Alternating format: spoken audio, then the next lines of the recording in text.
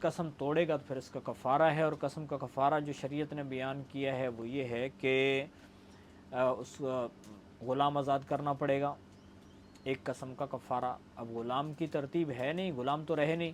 اب اس کے لیے ہے دوسرا جو صورت ہے وہ ہے کہ 10 مسکینوں کو کھانا کھلائے، یا 10 مسکینوں کو کپڑے لے کر پہنائے، یا پھر اگر وہ بالکل غریب ہے تو پھر 3 دن روزے رکھے،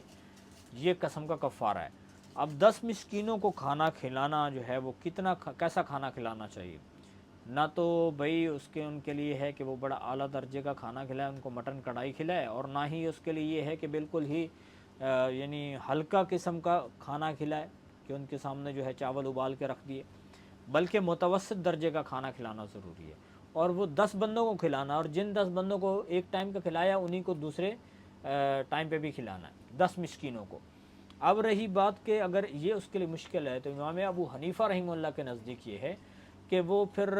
صدقۃ الفطر کی مقدار کے برابر، یعنی 1.25 کلو گندہ میں اس کی کتنی قیمت بنے گی، مثلا 200 بنتے ہیں، 250 بنتے ہیں، اس کی قیمت دیکھی جائے گی، تو جتنے پیسے بنتے ہیں وہ ایک ایک مسکین کو دے دے۔ تو 10 مسکینوں کو اس نے اگر ایک ایک صدقۃ الفطر کی مقدار کی قیمت ان کے پیسے دے دیے تو اس کا قسم کا کفارہ ادا ہو گیا۔ اور اگر کپڑے لے کر دینا چاہتا ہے تو پھر بھی بہرحال بالکل